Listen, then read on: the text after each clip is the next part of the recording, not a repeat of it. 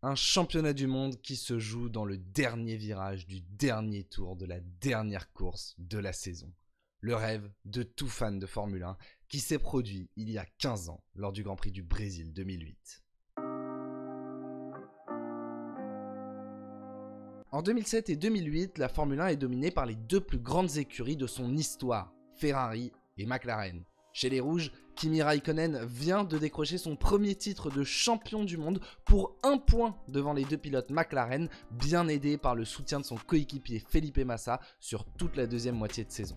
Du côté de celles qui sont encore appelées les flèches d'argent, la saison 2007 a été explosive. Un certain Lewis Hamilton vient d'arriver en Formule 1 et échoue à seulement 1 point du titre dès sa première saison, à égalité avec son coéquipier, le double champion du monde en titre, Fernando Alonso.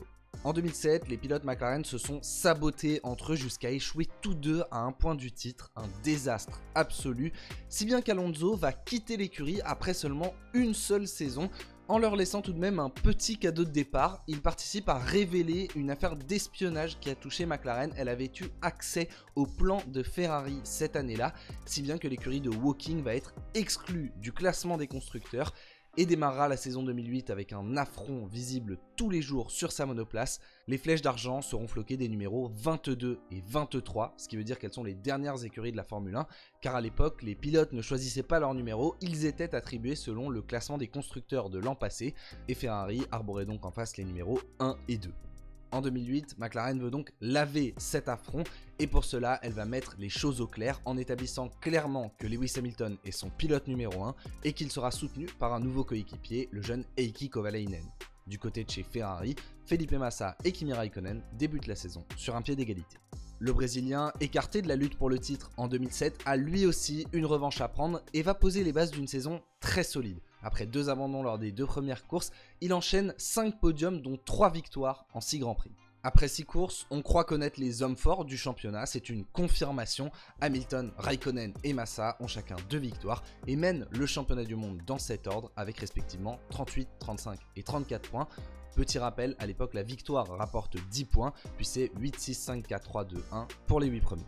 Mais au Canada, course complètement chaotique, une voiture blanche et bleue vient surprendre tout le monde. Le Polonais Robert Kubica remporte la première victoire de sa carrière, la première de l'histoire de son écurie BMW et prend la tête du championnat. Après plusieurs années en Formule 1, le constructeur allemand semble enfin s'imposer comme l'un des grands, si bien qu'il a la maturité d'arrêter le développement de sa voiture pour se concentrer sur le changement de réglementation en 2009.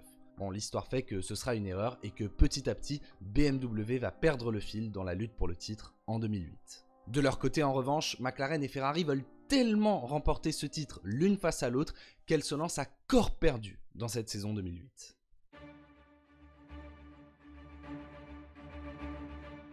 Avec une splendide victoire à domicile où il colle plus d'1 minute à son plus proche poursuivant sous une pluie battante, Lewis Hamilton reprend la tête du championnat. Il est alors à égalité avec Massa et Raikkonen, tandis que Kovalainen accuse un temps de retard. Malgré sa première victoire en Hongrie, Ferrari prend donc de l'avance au classement des constructeurs, mais veut à tout prix décrocher le titre pilote. Sauf que les Rouges laissent des points en route. Alors qu'il est en tête du Grand Prix de Hongrie à 3 tours de l'arrivée, le moteur de Felipe Massa part en fumée. Il abandonne et ses 10 points pourraient coûter très cher en fin de saison. De son côté, ça n'est guère mieux pour Kimi Raikkonen qui enchaîne 4 courses consécutives hors des points, dont 3 abandons. Au soir du Grand Prix d'Italie, Massa ne pointe tout de même qu'à un petit point d'Hamilton et la décision est donc prise. Raikkonen va lui rendre l'appareil pour 2007. Le Brésilien sera désormais favorisé. Sauf que la course qui suit est un certain Grand Prix de Singapour 2008. Et si vous n'avez pas vu la vidéo dédiée au Crashgate, je vous invite très sincèrement à aller la regarder. On en retiendra aujourd'hui que Massa y perd 6 points face à Hamilton. Il en récupère tout de même 2 au Japon, qu'il va reperdre avec la victoire du Britannique en Chine. Felipe Massa attaquera donc le dernier Grand Prix de la saison chez lui au Brésil avec 7 points de retard sur Lewis Hamilton. Dans une F1 où, je vous le rappelle, la victoire ne rapporte que 10 points, il doit s'imposer et espérer qu'Hamilton ne termine pas dans le top 5. Ça ne tient pas tout à fait du miracle, mais on n'en est quand même pas loin. À Sao Paulo, des milliers de supporters brésiliens sont venus soutenir Massa et veulent croire à ce sacre à domicile 17 ans après le dernier titre d'Ayrton Senna. Le Brésilien a toujours été performant sur ses terres, il avait remporté ce Grand Prix en 2006 et avait terminé deuxième derrière son coéquipier Raikkonen en 2007 sans lui contester la victoire. Et cette tendance se confirme en qualification, Massa colle plus de 3 dixièmes à son plus proche poursuivant, un impressionnant Jarno Trulli dans sa Toyota, Raikkonen est 3ème, tandis qu'Hamilton fait le travail en se hissant en 4ème position.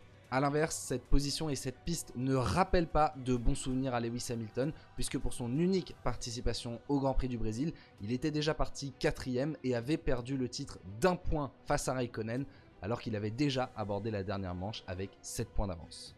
Et en course, les pilotes vont également devoir composer avec une météo plus que capricieuse. Un torrent s'abat sur le tracé d'Interlagos à quelques minutes du départ, qui est donc retardé. Une fois que les voitures s'élancent en pneus pluie bien évidemment, Felipe Massa conserve la tête dans le premier virage. Dans ce Grand Prix, c'est Hamilton qui a tout à perdre. Massa est trop loin au classement, il ne peut donc pas essayer de le retarder, il peut juste s'envoler et espérer un miracle. Alors que la pluie avait rapidement cessé et que les pilotes étaient repassés en pneus slick, à moins de 10 tours de la fin, une nouvelle pluie torrentielle s'abat sur le tracé d'Interlagos. Pas le choix, il faut rentrer, tout le monde se dirige vers la voie des stands, à l'exception de la Toyota de Timo Glock qui gratte donc quelques positions. Hamilton se retrouve 5ème, une seule erreur et tout est perdu. Désormais chaussé de pneus pluie, Lewis Hamilton est pressé par un Sebastian Vettel déchaîné dans ces conditions. La moindre erreur peut lui être fatale et à 3 tours de l'arrivée, alors que Kubica rattrape son tour de retard, Hamilton fait un écart et Vettel passe.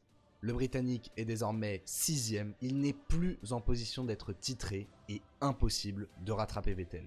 Pendant ce temps-là, Timo Glock entame son dernier tour sur de la glace, la piste est détrempée et ses pneus slick ne fonctionnent plus du tout.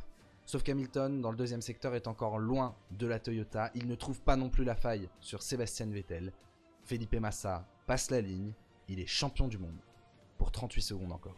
Victoire de Felipe Massa, victoire de Ferrari, mais attendez, il faut maintenant attendre. Massa ne sait pas pour l'instant s'il est champion du monde ou pas. Ça va être très tendu, on va être obligé d'attendre un par un le passage de tous les pilotes. Alonso est deuxième, ça c'est fait. Raikkonen 3ème. Attention, est-ce que Hamilton peut venir tenter une dernière chose? Et Glock, c'est Glock devant.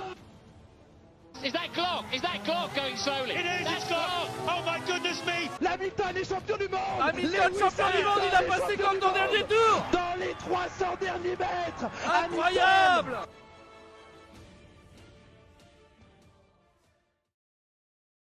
Les derniers mètres de ce Grand Prix du Brésil 2008 tiennent de la folie pure.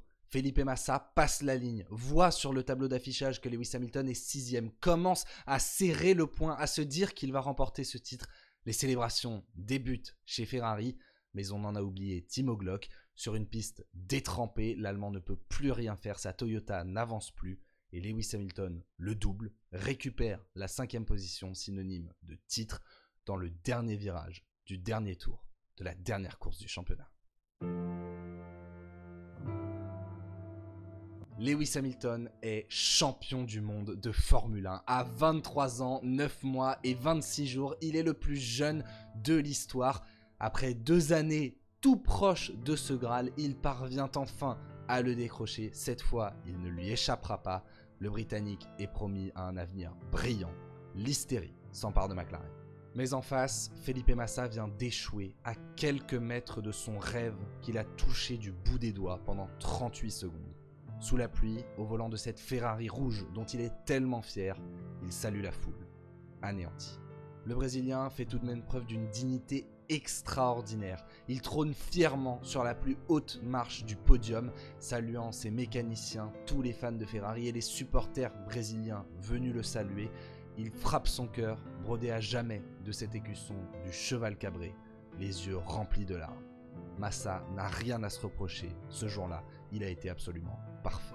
Même si ce ne sera pas la grande amitié avec Timo Glock, il ne tiendra pas l'Allemand pour responsable de cette défaite. En pneus slick sous une piste détrempée, il ne pouvait absolument rien faire. Le sort en avait simplement décidé autrement. Alors j'adorerais vous dire que l'histoire se termine comme ça, mais c'est pas tout à fait le cas. Déjà pour le malheureux Timo Glock, auteur d'une très belle 6ème place, tel un Nicolas Latifi en 2021, il sera insulté et même menacé de mort, évacué du circuit en catimini. C'est absolument abject. Et sur le plan sportif, 15 ans après l'épisode du Crashgate, vraiment il faut la voir cette vidéo, Felipe Massa conteste les résultats du championnat du monde de Formule 1 2008 et affirme vouloir rétablir la justice. Quelle tristesse, alors qu'il avait été si beau dans la défaite. De plus, je me dois de rappeler que Felipe Massa ne perd pas le titre à Singapour, et encore moins au Brésil d'ailleurs, mais souvenez-vous de cette casse-moteur à 3 tours du terme lors du Grand Prix de Hongrie qui lui coûte 10 points, et il avait également commis plusieurs erreurs dans cette saison, notamment sous la pluie en Malaisie puis en Grande-Bretagne, qui lui avait là aussi coûté de gros points. Je ne dis pas là non plus que Massa méritait davantage le titre qu'Hamilton, qui a lui aussi connu plusieurs erreurs, plusieurs problèmes. Simplement, la F1 est un sport, et au bout du compte, il doit forcément y avoir un gagnant et un perdant. Voilà, on a fait le tour de ce qui était peut-être l'un des grands prix les plus extraordinaires de l'histoire de la Formule 1. Vous en aviez certainement déjà entendu parler. J'espère que cette vidéo vous aura plu. Quant à nous, on se retrouve comme d'habitude mercredi prochain à 18 h pour une nouvelle. Et d'ici là, écoutez, portez-vous bien, c'est le plus important. Et sur ce, moi je vous dis à la prochaine. Ciao, ciao!